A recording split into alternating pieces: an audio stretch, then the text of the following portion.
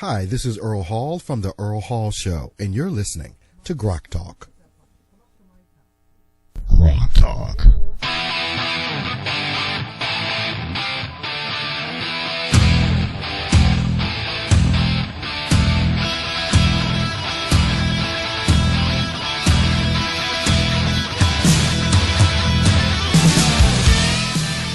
All right, we're back. You picked the best music.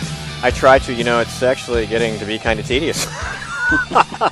Looking for new music every week. My name's Steve McDonald here with Skip Murphy. And, of course, we have Carla Garrick and Ian Underwood with us. And we are talking Liberty Freedom. We are talking Freedom Forum. We are talking all kinds of good stuff. And I wanted to, like I said before I went on the break, I want to talk about more of your guests and more of the events that are going on at Freedom Forum coming up in February 20th to 23rd, which is just around the corner at the Crown Plaza in Nashua. And so who else is coming? Sure. And actually, if people are curious, because we have such an incredible lineup that we're not going to be able to cover everyone, they can go to nhlibertyforum.com. That's where you can buy tickets. That's where you can see the whole schedule and lineup. Someone else I'm personally very excited about is Patrick Byrne, who is the CEO of Overstock.com. And Overstock.com was the first major retailer to start accepting Bitcoin. Mm-hmm. And the way I hooked him was sending him a message in which the subject line was, "Do you want to know why the biggest per capita sales came from New Hampshire?" ? Because the biggest per capita sales on the first day of their sales that they started accepting Bitcoin came from little old New Hampshire. And the reason is because people here are very interested in cryptocurrencies. Bitcoin is not something, we need to get into detail with right now. It's a complex subject. I would actually encourage you guys maybe to can line up some experts for you. I think it's something that people should know more Mike's about. Mike's actually spent a lot of time looking at that stuff. Yes. He's probably a resident expert, so we'll just we'll point him at it. And your new job is to tell us about Bitcoin. So, one of the things with Bitcoin is people are becoming quite wealthy. A lot of people got in really early. The Free State Project itself had started accepting Bitcoin in 2011 for our events. We were early adopters, so to speak. And we want to help people understand more about what Bitcoin is, because if companies and, small businesses in New Hampshire start to accept Bitcoin, we are going to make a lot of people quite wealthy. It's still very early in the game. It's escalated from, I think 2 years ago it was $6. There were people who at Liberty Forum last year and the year before bought Bitcoin then because it was kind of a new thing, and we had speakers, and people were like, I'll buy $10 worth. Those $10 worth are now worth, $10,000. And so Patrick Byrne responded immediately to the email, and he was like, I want to come meet you guys. I want to see what this is about. This is such a cool idea. It's so novel. A lot of people don't know about the Free State Project. I would say, the market penetration, even amongst Liberty lovers, is probably less than 10%. And it's such a fantastic idea. I just really want to get those last signers and bring people in and then see what we can get done. There are, even though the Free State Project has been talked about and hammered and raised up for a number of years here in New Hampshire, I'm quite sure there are still some of the readers of Granite Grok and listeners of GrokTALK who still don't quite understand what is it. Is this a new political party? Are you kidding? We have readers who don't know where New Hampshire is. Are these new subversives? Are they on the left? Are they on the right? And I've tried to explain. There is the right versus the left, but there is the Republicans, so-called Republicans, and Democrats or progressives. Then there is that freedom versus tyranny axis, and I also throw in another one, right versus wrong, because sometimes I get hammered by both sides of being an evangelical Christian. So it all becomes a multi-dimensional thing. So for these folks, what is the Free State Project? Tea Party is free markets, fiscal frugality, and constitutional bounds. Three things, and I don't understand why the Democrats hammer that. Well, they hate that, but that's beside the point. what's with the Free Staters? So, well, the Free State Project itself is just a vehicle. It's the bus to bring people here. So the way it works is we're trying to get 20,000 people to sign a pledge that says if we get 20,000 people to sign the pledge, within 5 years we'll move to the state of New Hampshire, and then people will exert their fullest best efforts basically to keep government limited. I mean, I'm paraphrasing. You can go look at, freestateproject.org for the actual wording. But the idea is just to have people sign the pledge and to move. Once people get here, and this is the part that people really struggle with because people like to collectivize. So the Free State Project just brings people here. Once people are here, they can choose as individuals to do whatever they want. People run for office like Mark Warden or Kevin or, people have off-the-grid farms. They build guns. They, they do whatever they want to do. Some people just come, and I personally believe that the act of moving for your principles is activism.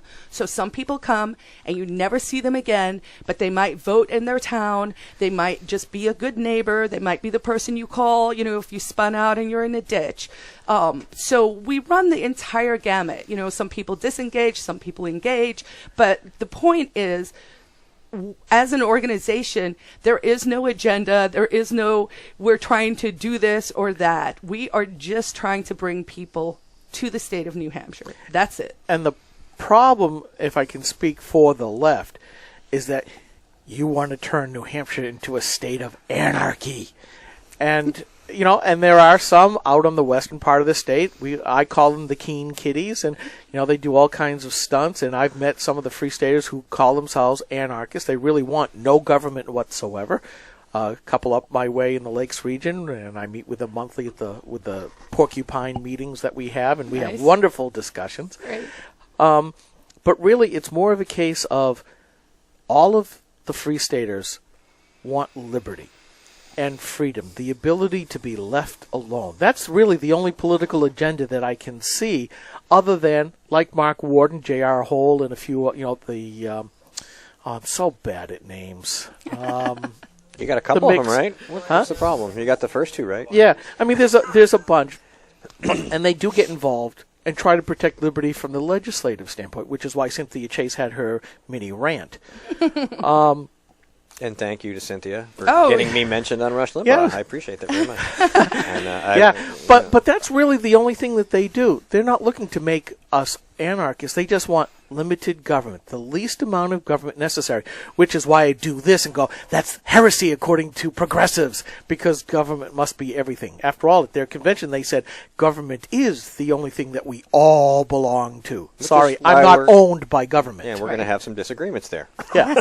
Well, but even if they mention anarchy, there was a thing Alan Moore, the comic writer, said that really struck me once, and he said, when you talk to people about anarchy, and you say, well, what are you actually afraid of there? And they were like, well, under anarchy, people will organize into gangs, and the gangs will control anything. And he's like, and?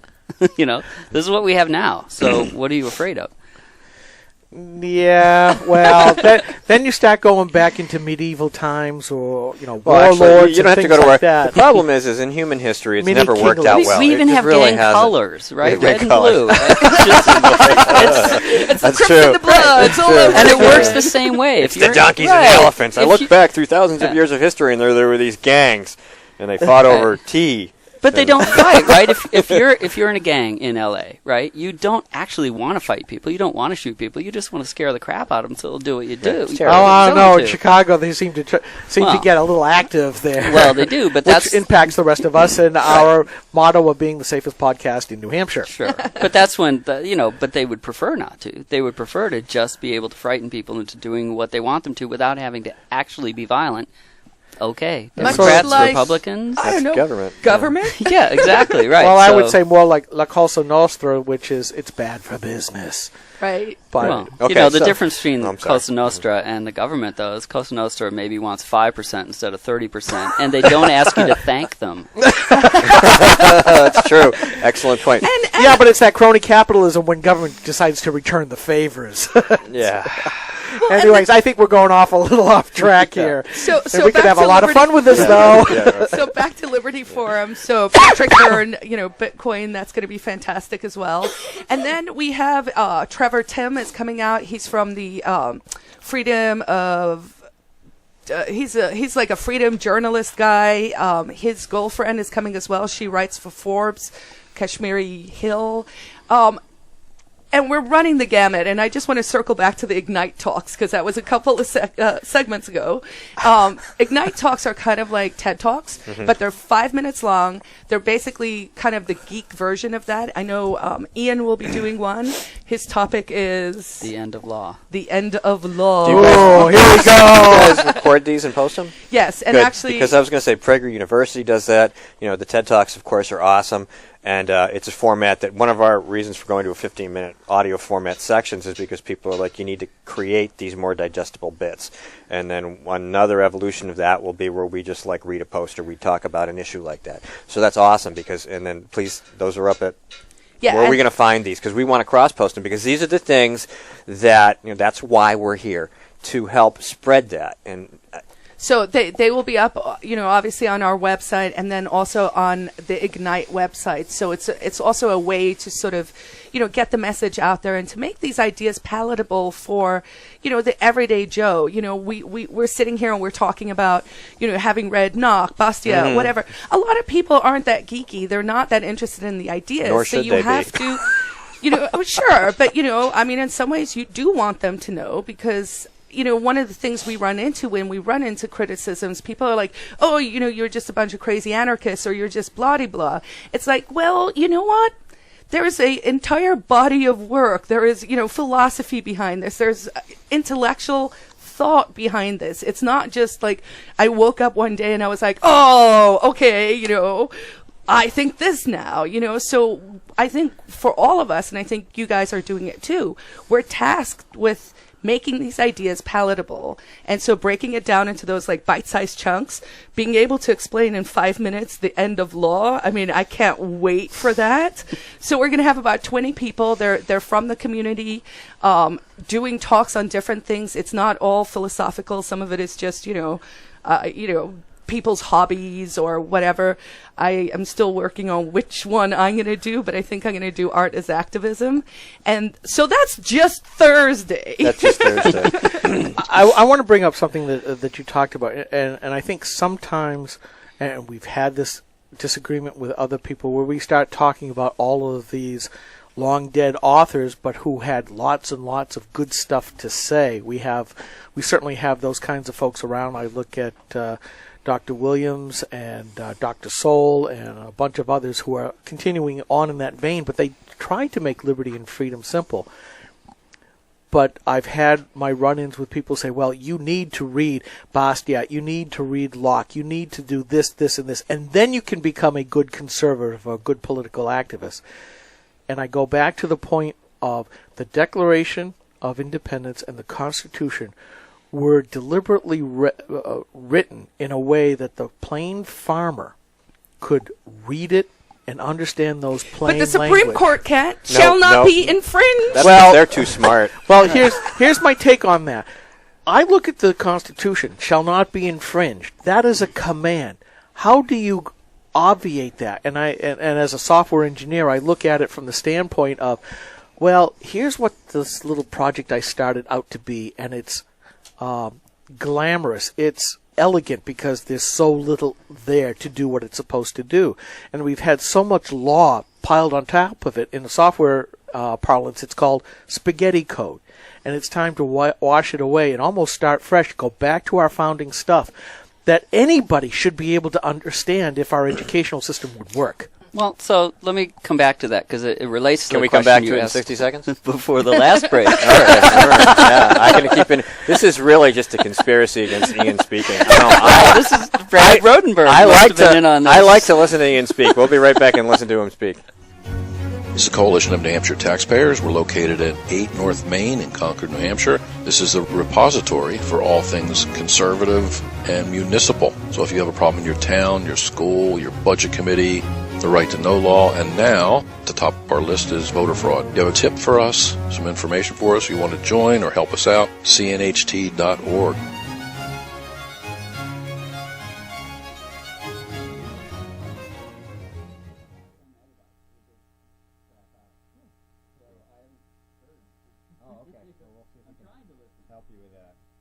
Hi, this is Rich Gerard, host of Gerard at Large in the Morning, the Manchester area's only locally owned, locally operated, focused, and interested, riveting radio show, heard live every Monday through Friday from 6 to 9 on 90.7 FM WLMW, New Hampshire Family Radio, and available 24/7 live or archived at GerardAtLarge.com. Be sure to tune in. GrokTALK. Skip's having a conversation. I don't want to listen to Skip. I want to listen to Ian.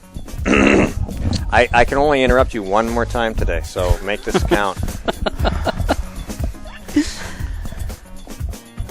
Do we even know where we were? Yeah, I know where we were. Okay, good. I took notes. He did. Smart man. So, please, proceed. Okay, so it's the talk that I gave, the testimony they gave that you liked so much. It had this theme, right? Which is either you're doing something, you're not doing it, right? If you're not going to pay attention to the Constitution, why should we pay attention to your laws? And I actually would like to back that up again and say if a Constitution doesn't pay attention to the Declaration of Independence, why should we pay attention to it? So I'm not even a constitutionalist. And I'm not even a declarationalist. I'm just saying the Declaration is what we wrote down. It's what we said we're doing. If we're going to do something else, let's repudiate that and say what we're doing. But the Declaration, to me, has a very simple idea. It's the answer to two questions, right? Why do we have governments at all? And how do they get their power? Why do we have governments, according to this piece of paper, is to protect our rights. We form them to protect our rights. How do they get their power? We delegate it to them. So here's my take on all this, is if there's a power that I can't exert over you personally, I can't delegate it to a government. So I look at a constitution that says something like, well, we can take money from you to do something. I say, could I come to your house and say, my kid needs textbooks, you're paying for it? I can't. And so to me... You can ask, but you can't demand. Exactly. Right? And so to me, there's a line you cross, and I just sort of articulated this for myself the other day. You cross this line from delegation to conscription, and that's when you get into trouble. And I think constitutions cross that line. So for me, the value of a constitution is just, we wrote it down, these are the rules. If those are not the right rules, let's change them. But to me, I also would say, when I talk about founding documents, to me, the Declaration of Independence is the founding document. And it's not the only model for government that you can have. It's just the one we said, this is the reason we're no longer part of England. You know, I will agree with you, because it does set the philosophical table that the Constitution merely takes that philosophy and sets up a governance. Yes. Imperfectly, and because we see it's not entirely successful, and it hasn't been, I would claim, since the presidency of Woodrow Wilson, harmed further by FDR and LBJ and now Obama, making it morph into something that it shouldn't be, and that they have indeed tried and have been largely successful in changing that foundational law, the Constitution, by passing mere statutes and even lesser regulations to change the meaning of and the original intent of how we were to be governed. All the way down to the bureaucratic scribblers. Right. All the way down. But I'm saying that the Constitution pokes that hole, and they're just expanding it. Well, see, this is why I had suggested that forum, at Liberty Forum, of limited government versus no government. Well, I'm sorry. I was going to say, at this point, and I think we've all made this argument, and certainly the Free State Project is based on it, the beginning of any solution is at the state level, which is where the Constitution does speak very loudly that even though the federal government's off running around with money lenders and whores, we can still, as a state, say, screw you. You know, we're a sovereign entity, a local entity. We have the right to define Sure, what our laws are. But again, now you can go down and say, well, so then a county could say screw you to the state. Technically, they could. A town could say screw you Although to the we town. do have a state. And a person can say screw you to the town. Actually, not quite, because the counties and the towns are political subdivisions of the state of New Hampshire. Sure, which is perhaps an example of the state constitution poking a hole in the idea of delegation Certainly and crossing could be. that line. Certainly could be. So the idea that I would love to have people walking around is whenever there's some law that's either in play or it's being proposed, and you ask yourself these two questions: is this protecting people's rights, in particular my rights, and is this something I could do to my neighbor? And if the answer to that second question is no, I can't delegate that to the government. 1.5 million times 0 is still 0. Yeah, I mean, I like the idea of the bottom-upness of it. I really, really do, because being a computer guy, I started off when it was the holy data center, and you walked on raised tiles, and only if you knew the exact incantations of acronyms to utter. Priesthood, yeah. Yes, it was a priesthood. And now it's like, how many computers do we have in this room? You know, my lonely smartphone has more power in it than the big old IBM 360 that I first attended to as a student operator. Which circles back to the whole technology will set us free thing, right? And that's how, I believe that's how we're going to win. Speaking of But which, human nature doesn't fit on a CPU. well, you know, I mean, and that's, but you know, instead of, if we were Maybe fighting not. the state a lot less, we could actually expend a lot more energy on sort of ethics and morality and those kinds of things. But I want to talk about technology, specifically 3D printing. Okay. Because, Oh, yeah! I like it. Because Cody Wilson, who He's coming. is coming to Liberty Forum, and we just saw a very, very happy smile here in the studio. Yes, Cody Wilson, who is, you know, basically the father, I would say, of, you know, the Liberator gun, is speaking at Liberty Forum. He will be speaking in 2 sessions. The cool part is Bringing a printer with him? I don't know, but, you know, we have some printers in the community, and in fact, Free Staters were the first people to make a fully functioning Liberator in the wild. In fact, before the guy who did the plans had finished his, ours was done here. So Cynthia Chase is not going to like you. well, you know, That's it's kind of You a know, this badge is of so honor, great isn't to it? have It is, yeah. have a scapegoat. You know Well, it? you know, On the progressive side. you know, you know, we invited Cynthia to Liberty Forum. I would love it if she came. You know, I think it's important for these people to see. You know, it's really easy to demonize people when you don't know them or understand them. But if she came and she saw what we were about, she wouldn't have to agree with anything. She'd probably have a great time with Naomi Wolf, and you know, she could see that, you know, we don't have horns. We're not the troublemakers she thinks. You know, and that she needs to figure out that really, you know, our hearts are in the right place. When you listen to the things Ian says, how can you argue with that? How can you argue with the fact that I'll play devil's advocate, because they believe in the Hobbesian philosophy that man is so fallen that he must give up all of his rights to the state. Yes, because what is the state made of again? Well, they kind of, but they kind of And ignore those that. people are what? They're all the good people go into government. The one thing that can extort things from people. I'll say it again. They tend to forget that Well- all these people in government still put their pants on the same way that I do and you do and Ian does, and But that's I don't why know about him. You know what? But here's what I would say in response to that. I would say, great. Formally repudiate the Declaration of Independence and write a new Declaration of Interdependence and get everybody to agree, yeah, this is what we're trying to do. It's not about protecting rights. It's about doing good or preventing bad or redistributing thing or bringing fairness from heaven to earth or whatever we think it is. You know, you're absolutely right, and I will tell you this. From heaven. For decades, I've heard about that if I don't do what the Democrats or the progressives say, I'm violating the social contract. Doggone it, I have yet to see this social contract. And I keep saying, the only 2 that I know about are the Declaration and the Constitution. They can't write it down. Well, I mean, I might argue that not even those. I mean, I didn't sign anything. Right, yeah. You know, so how are you bound to a contract that you weren't a party to? Right. Yeah, as soon as you start talking about a contract, I think there... And that's one way to reduce the argument is to say, great, we're talking about contracts. Let's get out my law book, and I'll say, here are the 6 elements or whatever of a contract.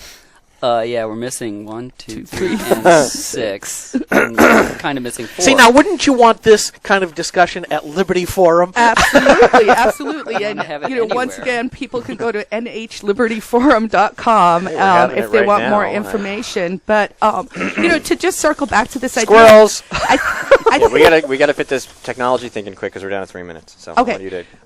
So Cody Wilson, everyone go to the website. But just to get back to the point, I think one thing we forget to say is if we say the state should not be providing these services, is to say that there are voluntary ways to provide these services. If someone says, let's get rid of the Department of Education, it doesn't mean let's not educate kids or, hey, teachers aren't going to have jobs. It might mean you can make the same amount of money teaching 4 kids out of your house as a tutor. So, when we talk about there are these problems and how do we address them, it's not like saying the things that are important to people are just suddenly going to disappear, or we're going to stop taking care of the old, or we're going to stop doing these things. We're just saying keep it local, and instead of forcing people to do something, persuade them. I will voluntarily give my money for good causes. Just don't come knocking on my door and take 50% of my labor. And I'm right there with you on all of that, because as de Tocqueville showed and observed, that it was the civil society banding together to solve these kinds of problems on a voluntary basis that was the strength of America, and not the government overburdening like he saw in Europe. And yet, what have we done? We've done the exact same thing all over again. So I will agree with you, and I think we're on the same page in that what the progressives do want us to outsource our own self-responsibilities to government, who are made up of the same kind of people who put their pants on the same way that we do. We got a minute and a half, real quick. What else you want to squeeze in? Basically, I just want to leave people with the thought that if you're not at Liberty Forum, I think this is going to be a historic event. We have huge media coming out. Fox News is coming. The Discovery Channel is coming. The New Yorker is coming. Big newspapers, Wall Street Journal. It's really, I think people should be excited that this is happening in New Hampshire. Why not? People must not lose sight of that. We are doing a world-class conference at the Crown Plaza in Nashua. If anybody needs a Free State project, it's Al Jazeera. Yeah, this is huge. We can get a lot of signers over there, actually. Yeah, so really, for your listeners, come check it out. Buy the tickets. Their nighttime tickets only are $30. Thursday's free already. This is outreach. Come find out what we're about. Come listen to these incredible people. Someone as brave as Thomas Drake. I mean, this man is a hero. He had the guts to stand up, and not only did he stand up, he stood up and he won. You need to put this in perspective, too, because everybody in this room has stepped out into the public's view and made statements that could be taken by other people in the political realm as a threat. And we know how they respond to that. So there's a lot of people out there who are risking their necks in one way or another, some smaller than others, and certainly, there's a good reason for that. Freedom isn't free, and you need to really... If they want to find out more about the Free State Project, where do they go? freestateproject.org or nhlibertyforum.com. There, see, he cut me off. You feel better? We're going to have you back so I can cut you off again. Ian Underwood, Carla... He's lost it. Carla Garrick, have a great weekend. Thank you so much for coming here. We look forward to seeing you in February at your event, which I just forgot the name of. For some, I am blanking. I'm just going to end the show. Liberty Forum. I'm just going to end the show right now. Thanks, everybody, for tuning in. We'll be back next week with more guests, more conversation, and more talk. This is GrokTALK. You guys have a great day.